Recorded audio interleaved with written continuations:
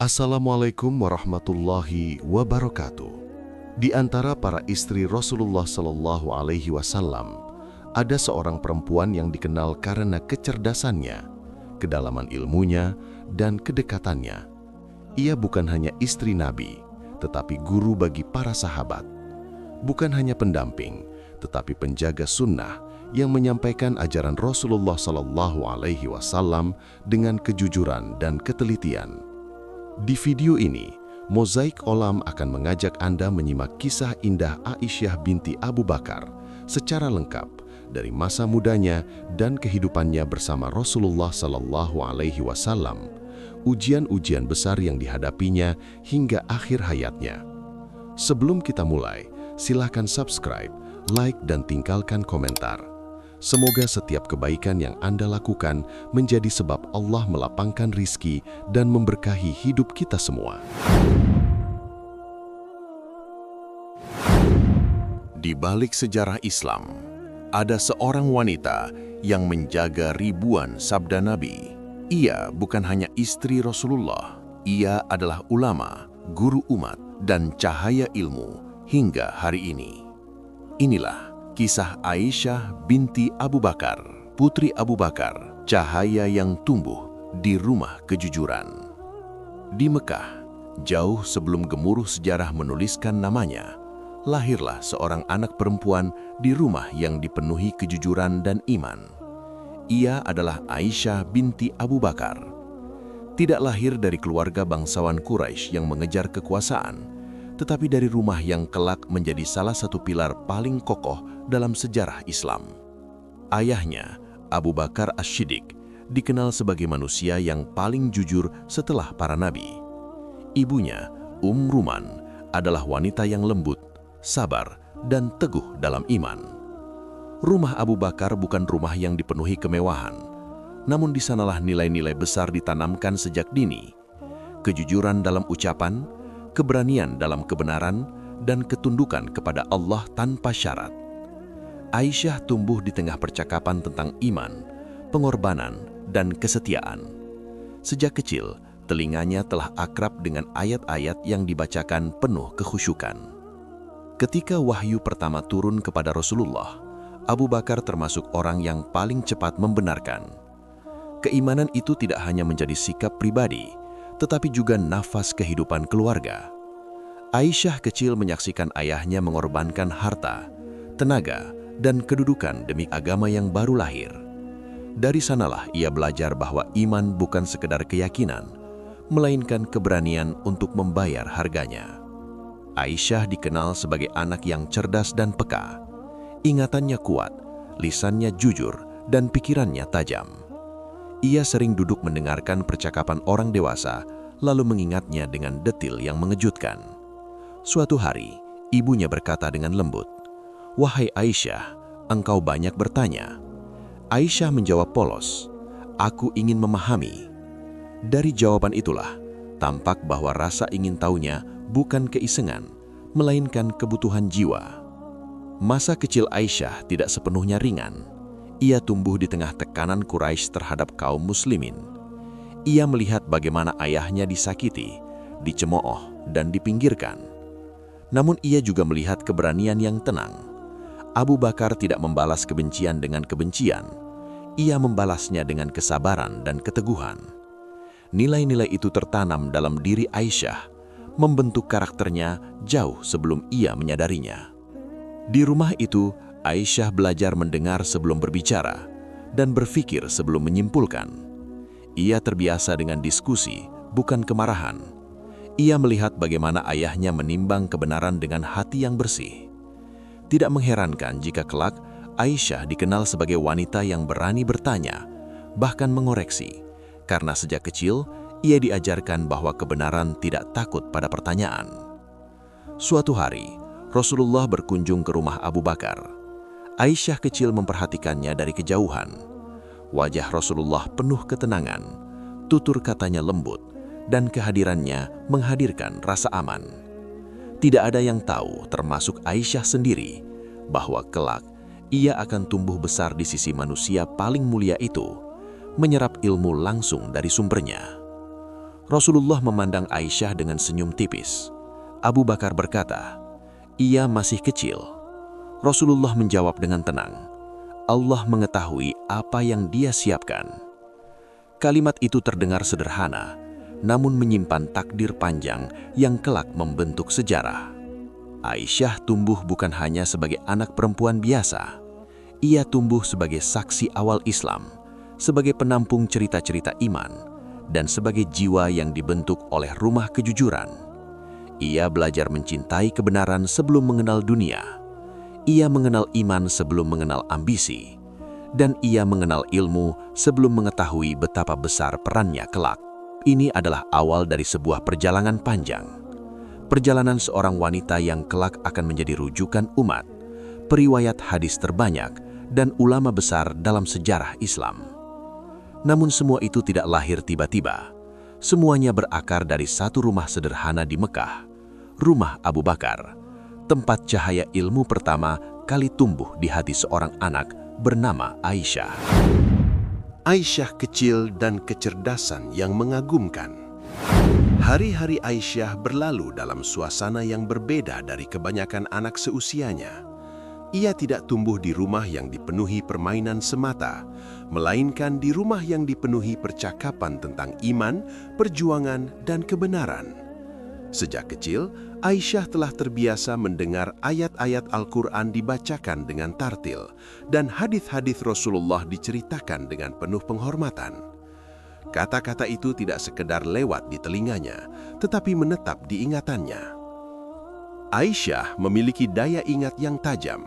Ia mampu mengulang percakapan panjang dengan detail yang jarang luput. Ibunya sering terkejut melihat bagaimana Aisyah kecil mengingat kalimat demi kalimat yang ia dengar berhari-hari sebelumnya. Suatu ketika, Ummu Ruman berkata lembut, "Bagaimana engkau bisa mengingat semua itu?" Aisyah menjawab polos, "Aku hanya mendengarkannya dengan sungguh-sungguh." Jawaban itu sederhana, namun menunjukkan kejernihan pikirannya sejak dini. Di rumah Abu Bakar, diskusi bukanlah hal asing. Para sahabat sering datang membicarakan ayat yang baru turun atau persoalan umat yang membutuhkan jawaban. Aisyah sering duduk di sudut ruangan, diam namun penuh perhatian. Ia tidak banyak menyela, tetapi setiap kata ia simpan rapi di dalam ingatan. Dari kebiasaan itulah, ia belajar bahwa ilmu tidak selalu diperoleh dengan banyak bicara, tetapi dengan kesungguhan mendengar. Abu Bakar memperhatikan putrinya dengan rasa syukur. Ia melihat kecerdasan yang tidak biasa, namun tidak membiarkannya tumbuh tanpa arah. Ia mengajarkan adab sebelum ilmu. Suatu hari ia berkata, "Wahai Aisyah, ilmu akan mengangkat derajatmu jika engkau rendah hati." Aisyah mengangguk, menyimpan pesan itu di dalam hatinya, meski saat itu ia belum sepenuhnya memahami maknanya. Aisyah juga dikenal berani bertanya. Ia tidak menerima sesuatu hanya karena kebiasaan. Jika ada hal yang tidak ia pahami, ia akan bertanya dengan jujur. Ibunya pernah menegurnya, "Jangan terlalu banyak bertanya." Namun Abu Bakar tersenyum dan berkata, "Biarkan, kebenaran tidak takut pada pertanyaan."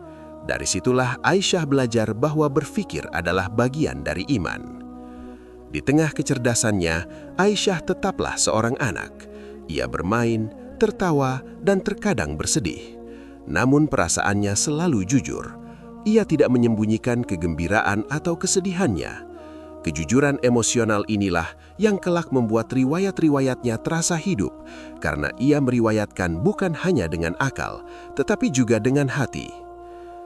Lingkungan Makkah yang keras tidak membuatnya kasar. Sebaliknya, Aisyah tumbuh dengan kepekaan yang tinggi. Ia peka terhadap penderitaan orang lain. Ketika melihat ayahnya membantu fakir miskin atau membebaskan budak, ia belajar bahwa ilmu dan iman harus melahirkan kasih sayang. Ia tidak pernah melihat ayahnya memisahkan antara kebenaran dan kepedulian. Suatu hari, Aisyah mendengar seseorang mencela Rasulullah. Ia pulang dengan mata berkaca-kaca dan berkata kepada ayahnya, "Mengapa mereka membencinya?" Abu Bakar menjawab lembut, "Karena cahaya sering membuat mata yang terbiasa gelap merasa silau." Jawaban itu tertanam kuat di hati Aisyah, membentuk cara pandangnya terhadap penolakan dan kebencian. Seiring waktu, kecerdasan Aisyah semakin tampak.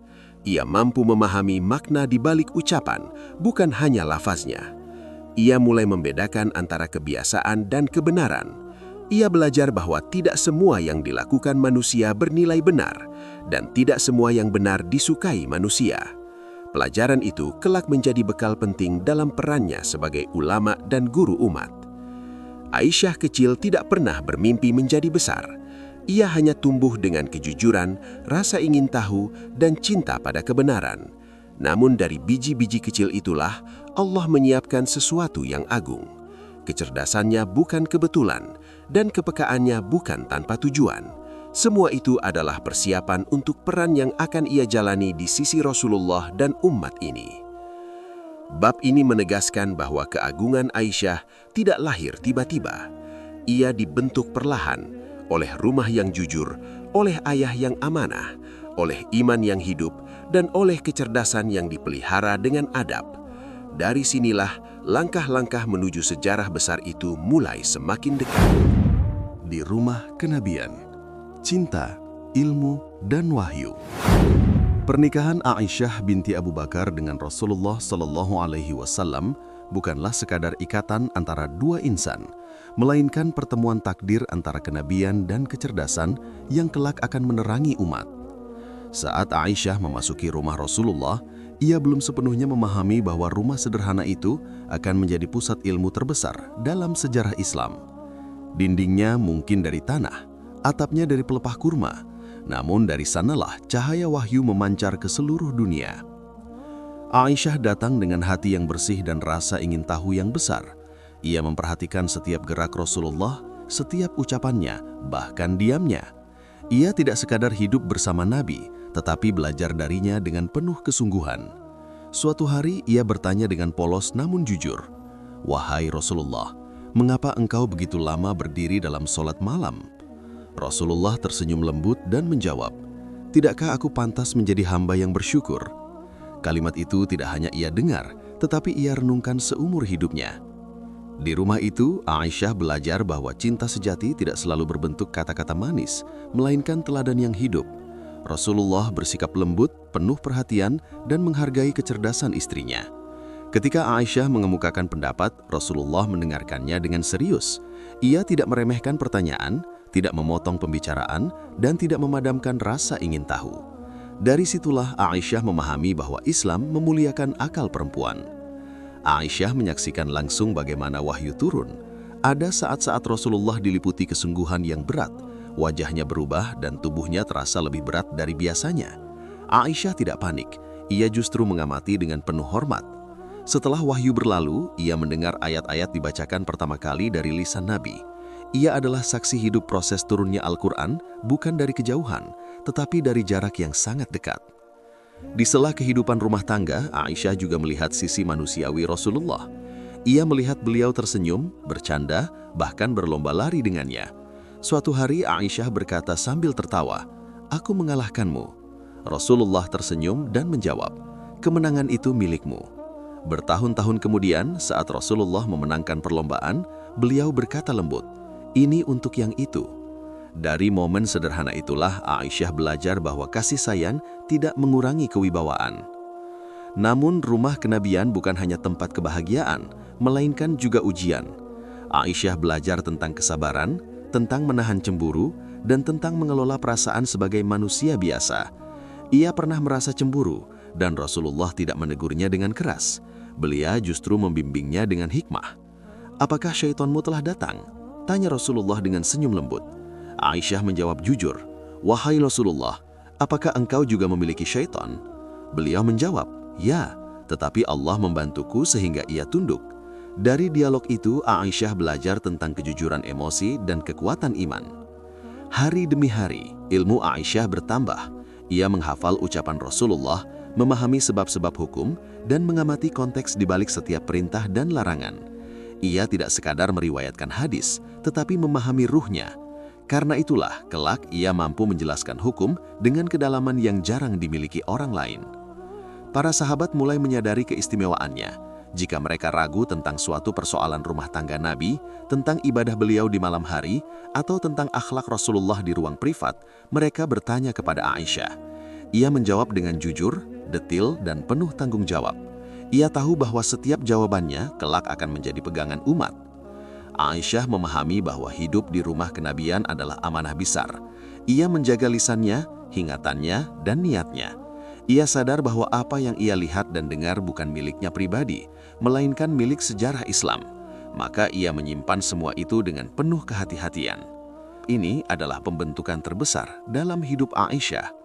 Di rumah kenabian, kecerdasannya diasah, jiwanya dibersihkan, dan perannya disiapkan. Ia tidak hanya menjadi istri Rasulullah, tetapi murid terbaik beliau, saksi wahyu, dan penjaga ilmu umat. Fitnah besar saat langit turun membela kehormatan. Tidak semua cahaya datang tanpa bayangan. Dalam perjalanan hidup Aisyah binti Abu Bakar, Allah menetapkan satu ujian yang mengguncang bukan hanya hatinya, tetapi juga mengguncang Madinah dan menggurat sejarah umat Islam. Ujian itu bukan ujian fisik, melainkan ujian kehormatan. Fitnah yang paling menyakitkan bagi seorang wanita beriman. Peristiwa itu bermula saat Rasulullah Shallallahu Alaihi Wasallam kembali dari sebuah perjalanan. Aisyah ikut serta, sebagaimana kebiasaan Nabi mengundi di antara istri-istrinya. Di tengah perjalanan pulang, rombongan berhenti untuk beristirahat. Saat itu Aisyah menyadari kalungnya terjatuh. Ia turun dari sekedup untanya dan kembali mencari kalung tersebut. Ia tidak menyadari bahwa rombongan telah bersiap berangkat, mengira Aisyah masih berada di dalam sekedup. Ketika Aisyah kembali, rombongan telah pergi. Padang pasir sunyi dan malam mulai merambat. Aisyah duduk tenang, meyakinkan dirinya bahwa jika ia tetap di tempat, pasti akan ada yang kembali mencarinya. Tidak ada tangisan, tidak ada teriakan panik. Ia hanya berdoa dalam diam, menyerahkan dirinya sepenuhnya kepada Allah. Tak lama kemudian, datanglah Safwan bin Al-Mu'attal, seorang sahabat yang tertinggal di belakang rombongan. Ia mengenali Aisyah dan segera menundukkan pandangannya. Tanpa berkata panjang, ia mempersilahkan Aisyah naik ke untanya dan berjalan di depan. Tidak ada percakapan, tidak ada yang perlu dijelaskan. Semua berlangsung dalam adab yang sempurna. Namun manusia tidak selalu melihat dengan iman. Ketika mereka tiba di Madinah, lidah-lidah yang kotor mulai bergerak. Fitnah menyebar, dibisikkan, lalu diteriakkan tanpa bukti. Aisyah tidak langsung mengetahuinya. Ia jatuh sakit, tubuhnya lemah. Namun yang paling menyakitkan adalah perubahan sikap Rasulullah. Beliau tetap lembut, tetapi terasa lebih diam. Aisyah merasakan ada sesuatu yang tidak biasa. Suatu hari, ia mendengar sendiri kabar fitnah itu. Dunia seakan runtuh di hadapannya. Ia menangis hingga air matanya kering. Ia berkata dengan suara gemetar, "Apakah manusia benar-benar menatakan itu tentangku?" Ibunya hanya bisa memeluknya dan berkata, "Wahai putriku, bersabarlah. Allah Maha mengetahui." Namun, sabar terasa sangat berat ketika kehormatan dipertaruhkan. Rasulullah menghadapi ujian yang sama beratnya. Beliau tidak menuduh, tetapi juga belum mendapat wahyu. Beliau berkonsultasi dengan para sahabat. Ada yang membela, ada yang diam. Namun Rasulullah tetap adil. Ketika beliau berbicara kepada Aisyah, beliau berkata dengan penuh ketenangan, "Jika engkau tidak bersalah, maka Allah akan membebaskanmu. Dan jika engkau bersalah, maka bertaubatlah kepada Allah."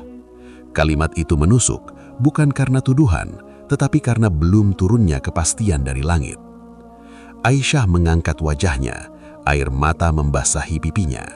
Ia berkata dengan suara yang jujur dan penuh keyakinan, "Demi Allah, aku tidak akan mengatakan apapun kecuali seperti yang dikatakan ayah Nabi Yusuf, kesabaran yang indah.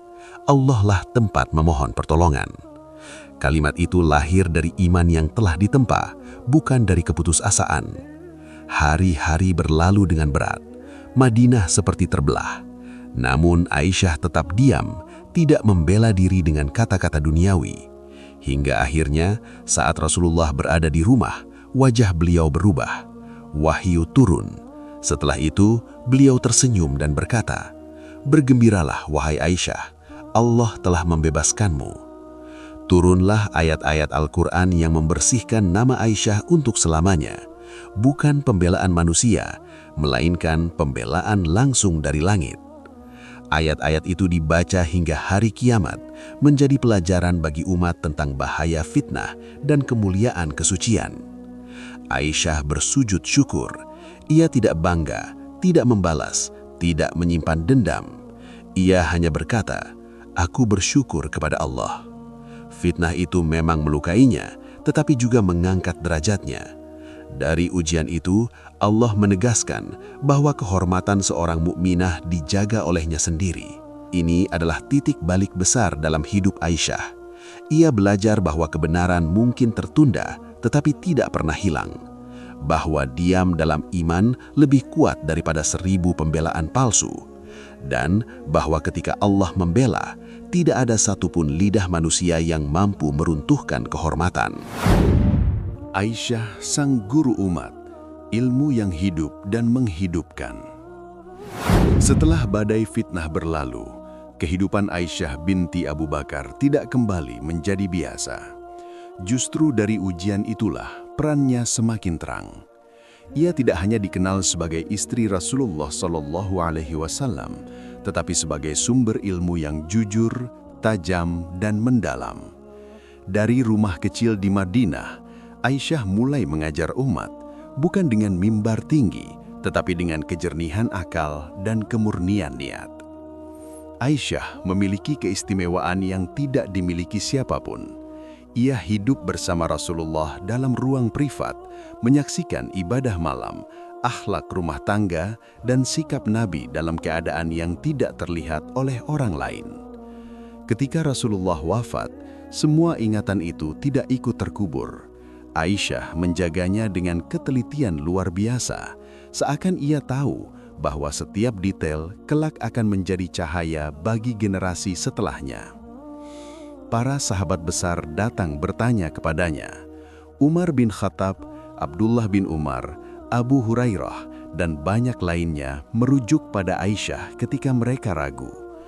Jika ada perbedaan riwayat, jika ada hukum yang membutuhkan penjelasan konteks, mereka berkata, "Tanyalah Aisyah."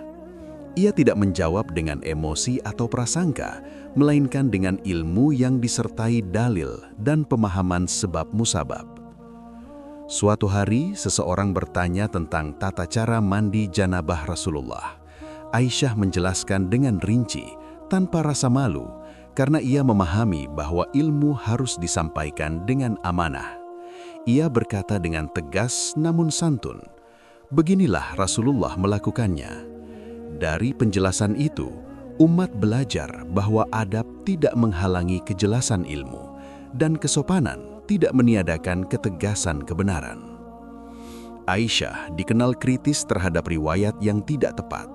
Jika ia mendengar hadis yang menurutnya tidak sesuai dengan praktik Rasulullah, ia tidak diam. Ia mengoreksi dengan argumentasi yang kuat. Pernah ia berkata, "Semoga Allah merahmati fulan." Ia mendengar namun tidak memahami. Ucapannya bukan untuk merendahkan, melainkan untuk meluruskan. Dari sikap inilah, metode ilmiah dalam periwayatan hadis mulai terlihat jelas. Ilmu Aisyah tidak terbatas pada hadis. Ia memahami fikih, tafsir, bahasa Arab, syair, bahkan ilmu pengobatan sederhana. Ketika seseorang sakit, ia memberi nasihat berdasarkan pengalaman Rasulullah. Ketika ada perselisihan hukum, ia menjelaskan dengan dalil dan hikmah. Ia adalah ensiklopedia hidup pada masanya. Namun, yang paling mengagumkan adalah cara Aisyah mengajar.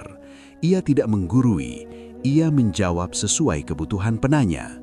Jika seseorang datang dengan kesombongan, ia menjawab dengan ketegasan.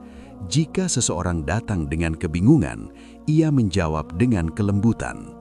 Ia memahami bahwa ilmu bukan sekedar informasi, tetapi juga penyembuhan jiwa.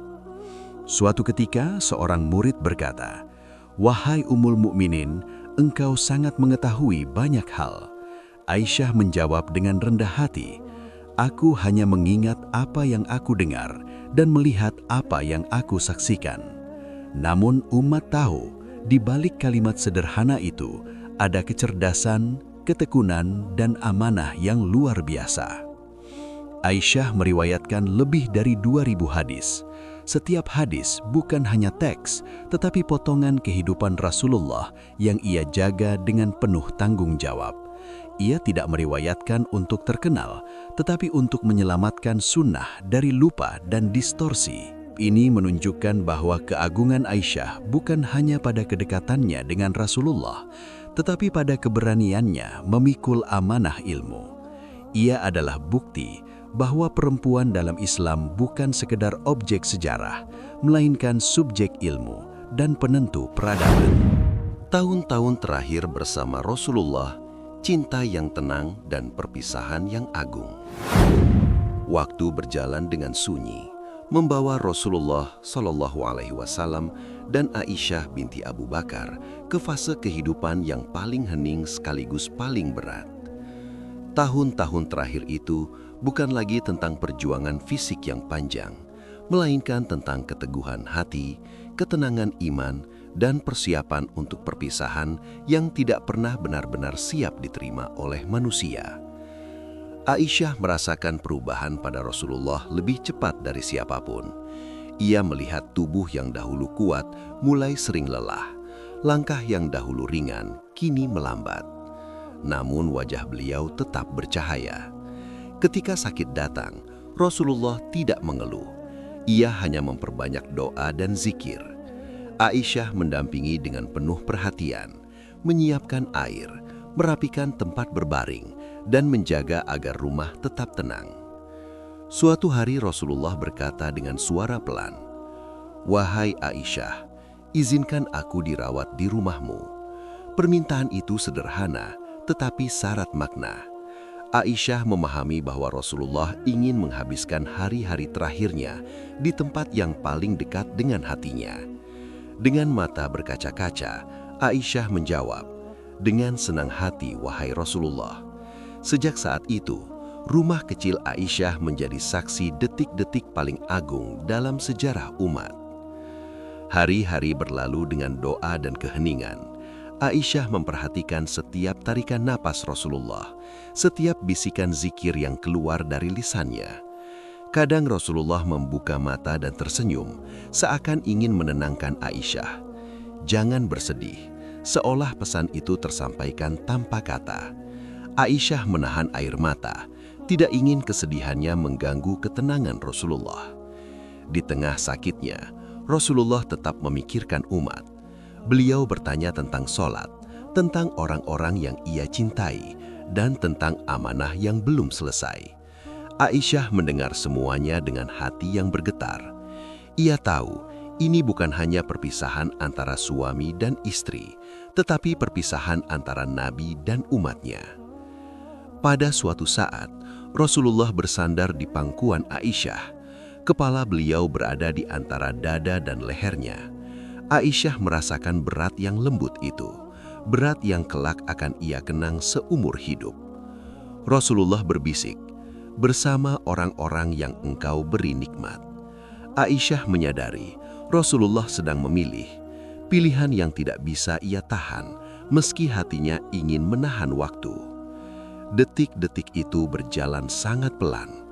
Aisyah memegang siwak, membersihkan gigi Rasulullah dengan tangannya sendiri. Rasulullah tersenyum, tanda ridho. Lalu beliau mengangkat tangan dan berdoa, "Ya Allah, ampunilah aku, rahmatilah aku, dan pertemukan aku dengan yang maha tinggi." Setelah itu, tangan beliau terkulai. Rasulullah wafat di pangkuan Aisyah. Hening menyelimuti rumah kecil itu. Dunia seakan berhenti berputar. Aisyah tidak berteriak. Ia hanya terdiam memeluk kenyataan yang terlalu berat. Ia baru menyadari, rumah itu bukan hanya tempat cinta, tetapi juga berakhirnya wahyu dan kenabian. Namun Aisyah tidak larut dalam duka yang melumpuhkan. Ia menangis, tetapi tetap menjaga amanah. Ia menyampaikan kabar dengan jujur. Ia menguatkan diri karena ia tahu kesedihan pribadi tidak boleh mengaburkan kewajiban kepada umat. Ini menegaskan bahwa cinta Aisyah kepada Rasulullah bukan cinta yang bising, melainkan cinta yang tenang, setia, dan penuh pengorbanan. Ia menemani Rasulullah hingga detik terakhir, menjadi saksi wafatnya Nabi, dan memikul kenangan yang paling suci dalam sejarah Islam. Dari perpisahan itu, Aisyah tidak kehilangan arah. Justru dari kehilangan itulah, perannya sebagai penjaga sunnah dan guru umat semakin kokoh. Karena cinta sejati tidak berakhir pada perpisahan, tetapi berlanjut dalam amanah. Setelah wafatnya Rasulullah, kesabaran, ilmu, dan ujian zaman. Wafatnya Rasulullah Shallallahu Alaihi Wasallam meninggalkan kehampaan yang tidak bisa diisi oleh apapun. Bagi Aisyah binti Abu Bakar, rumah yang dahulu dipenuhi suara wahyu dan zikir kini sunyi. Setiap sudut menyimpan kenangan, setiap malam menghadirkan rindu yang dalam. Namun Aisyah tidak membiarkan kesedihan menenggelamkannya. Ia memahami, duka pribadi tidak boleh menghentikan amanah yang telah dititipkan kepadanya. Hari-hari awal setelah wafatnya Rasulullah adalah hari-hari yang berat. Aisyah sering terdiam lama, menatap tempat Rasulullah biasa salat atau beristirahat. Namun ketika orang-orang datang bertanya tentang hadis, tentang sunnah, tentang bagaimana Rasulullah bersikap dalam keadaan tertentu, Aisyah bangkit. Ia berbicara dengan ketenangan yang mengejutkan, seakan ia sedang menjaga warisan yang sangat berharga. Aisyah menyadari bahwa perannya justru semakin besar setelah wafatnya Rasulullah.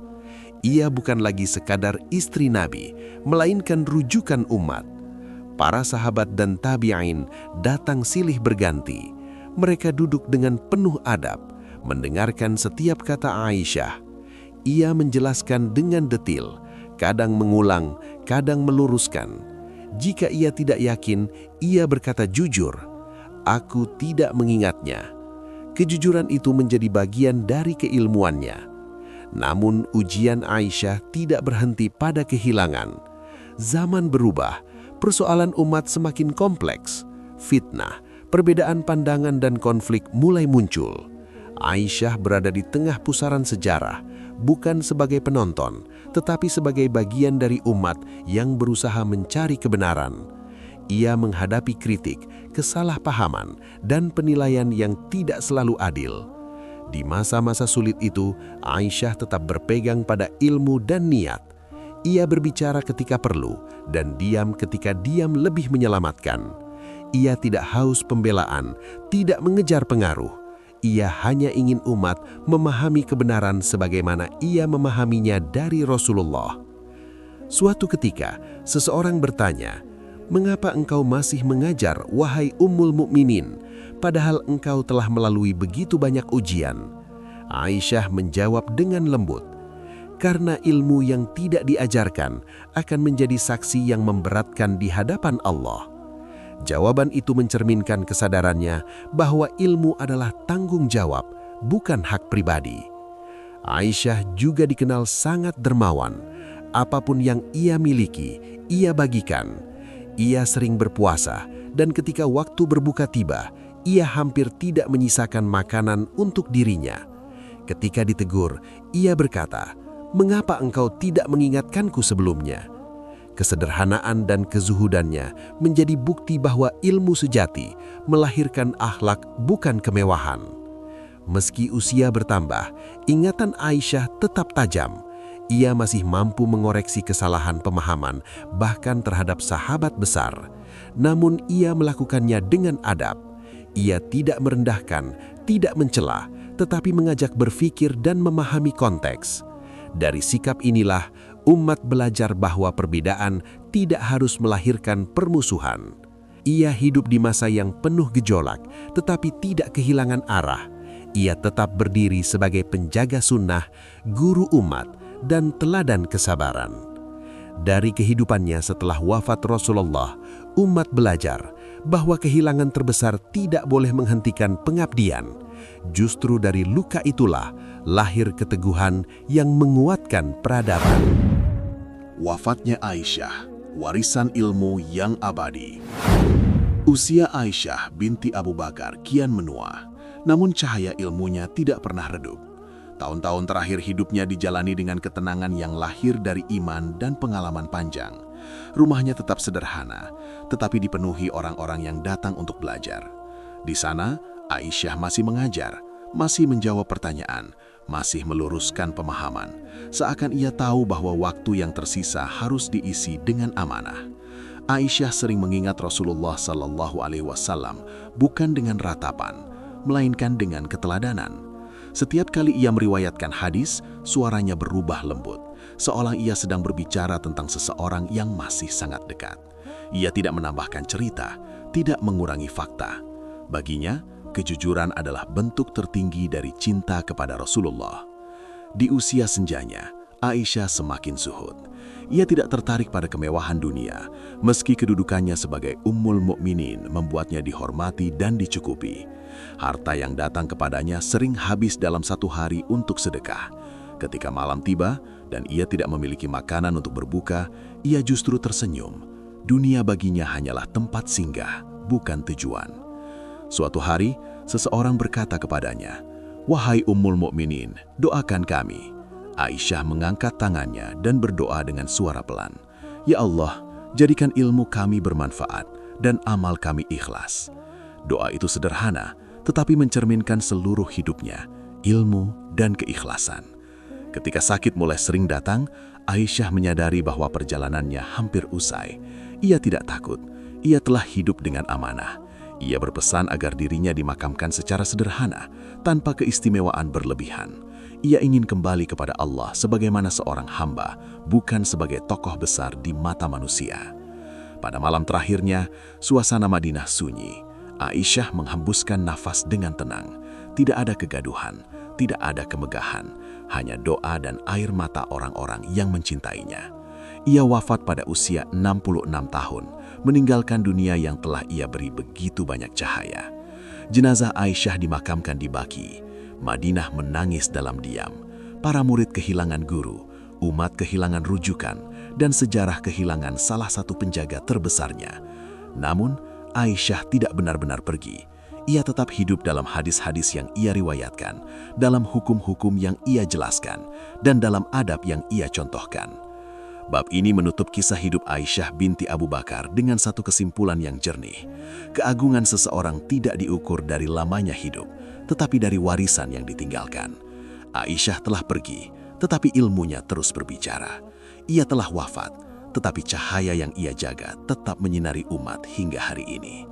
Dari Aisyah, umat belajar bahwa perempuan berilmu adalah pilar peradaban, bahwa kecerdasan yang disertai iman melahirkan keteguhan, dan bahwa hidup yang dijalani dengan amanah akan berakhir dengan kemenangan. Demikianlah kisah indah Aisyah bin Abu Bakar radhiyallahu anha, seorang Ummul Mukminin yang ilmunya melampaui zamannya. Akhlaknya dijaga oleh wahyu. Semoga kisah ini menumbuhkan cinta kita kepada Rasulullah SAW, menghormati para istri beliau, dan mendorong kita untuk mencintai ilmu serta menjaga adab dalam kehidupan. Jika ada manfaat dari video ini, dukung terus Mozaik Kholam dengan subscribe, like, dan komentar. Insya Allah, setiap dukungan kebaikan menjadi amal jariah dan Allah tambahkan rizki serta keberkahan dalam hidup kita. Wassalamualaikum warahmatullahi wabarakatuh.